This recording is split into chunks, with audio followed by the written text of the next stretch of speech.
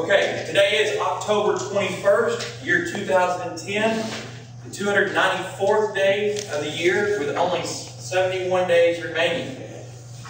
Our theme for this evening, the Flintstones. The mission of the Toastmaster Club is to provide a mutually supportive and positive learning environment in which every member has the opportunity to develop their communication and leadership skills, which in turn will foster self-confidence and personal growth. At this time, I call upon Melissa Pate to lead us in pledge.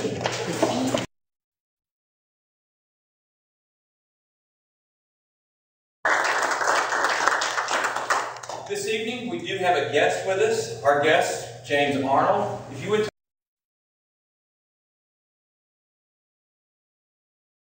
18 months ago, I started my journey at Toastmasters for the sole purpose of becoming a relaxed public speaker.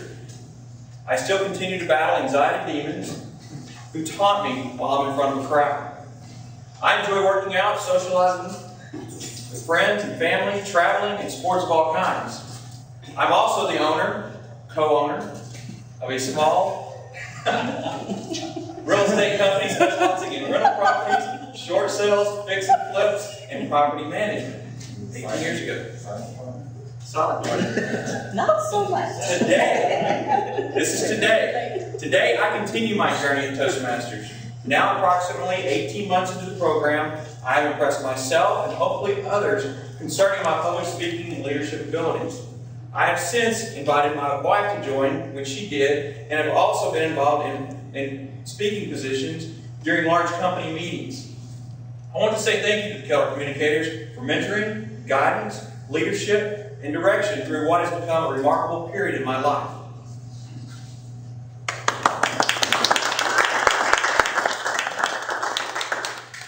Just like the Flintstones that had several goofy characters that delivered chuckles and laughs, we too have several goofy characters that are delivering chuckles and laughs this evening.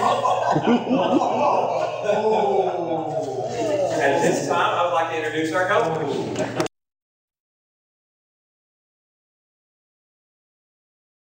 All right. The meeting itself will be held in 3 parts. The first part will be prepared speeches. We have 3 speakers this evening. We'll move into table topics and then general evaluation.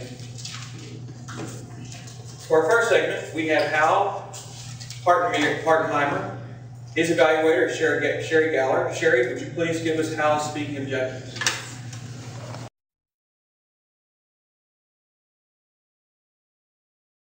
Title: Werewolf, Their Wolf. Now, not wanting to confuse the object of one of his favorite lines in the movie, Young Frankenstein, with the real deal, our first speaker's topic may appear to be inspired by the approaching season. Hollywood stereotype of crazed men turning into hairy beasts may be the light of the full moon aside. We will take a closer look at programs from the canine perspective. Sorry about that. Hal.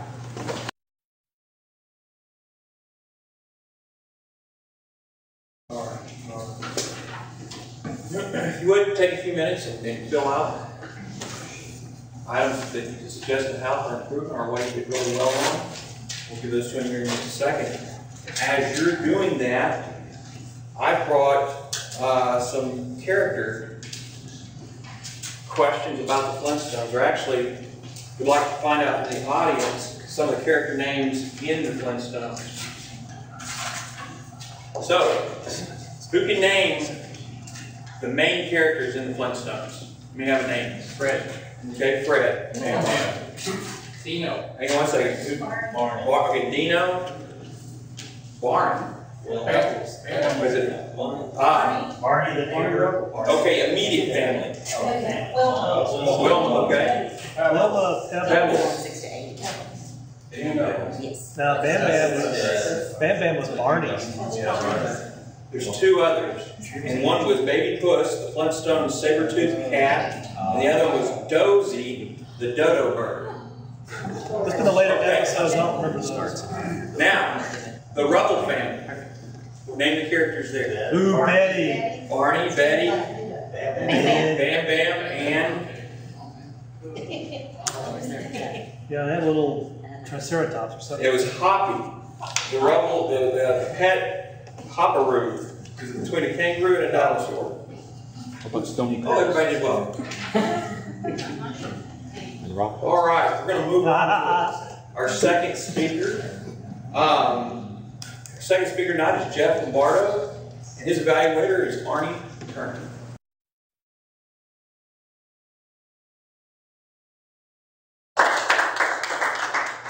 All right.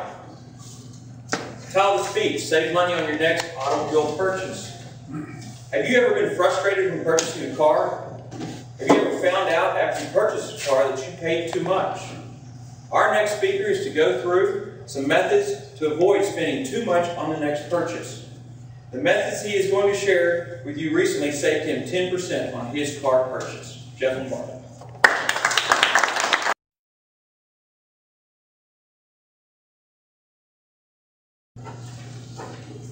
While you're doing that, I'm going to tell you some more interesting facts about the Flintstones. The Flintstones was the first animated show to show a couple sleeping in the same bed. Ooh.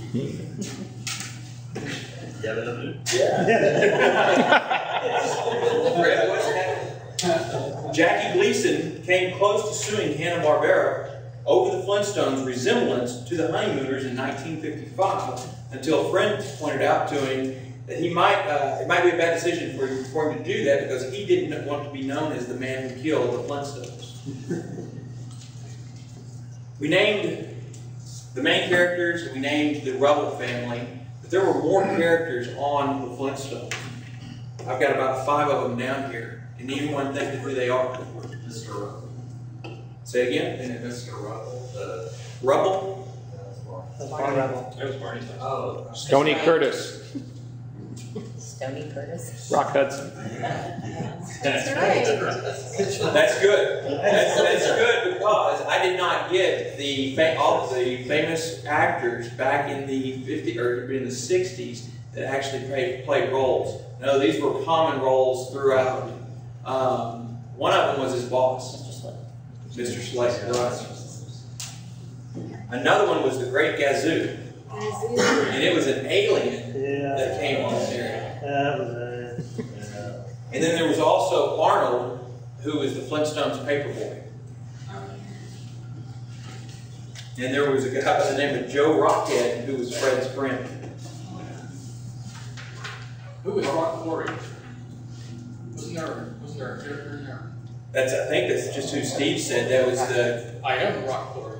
Yeah, there was several. There was about 5 different. I don't know what you'd call them. They were appearances by cartoon celebrities. Cary Grant. Yeah. Cary Grant.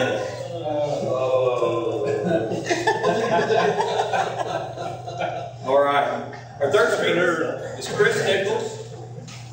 His evaluator this evening, and it's not on the agenda, and I apologize, I didn't get it on there. His evaluator this evening is Ed Wolf. Ed, would you please give us Chris' objectives?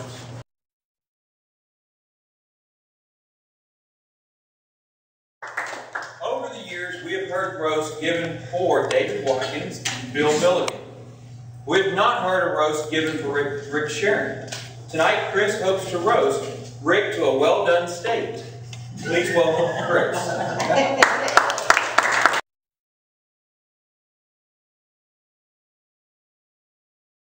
Okay, take a few minutes if you would.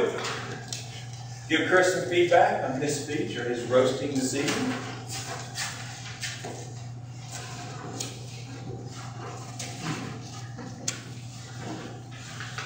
I remember that speech, Rick.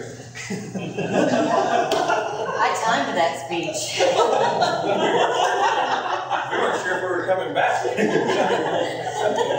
You all want to give speeches, I will. The Flintstones are set in the Stone Age of bedrock. In this fantasy version of the past, dinosaurs, saber-toothed tigers, woolly mammoths, and other long-extinct animals coexist with barefoot cavemen. These cavemen listen to records, live in split-level homes, and eat at restaurants. Yet their technology is made up entirely of pre-industrial materials, and largely through the use of various animals. For example, cars are made out of stone, wood, and animal skins, and are powered by the passenger's feet. To this day, I enjoy watching the Flintstones. At this time, I call upon a timers report, please. Everybody qualified? Hal spoke for 8 minutes and 29 seconds. Jeff, 8 minutes and 59 seconds. And Chris spoke for 6 minutes and 2 seconds.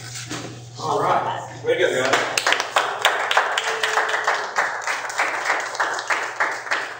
All right, I'm going to pass around the basket if everybody would please cast their votes. The envelope also, thank you. There. I'm going to pass that.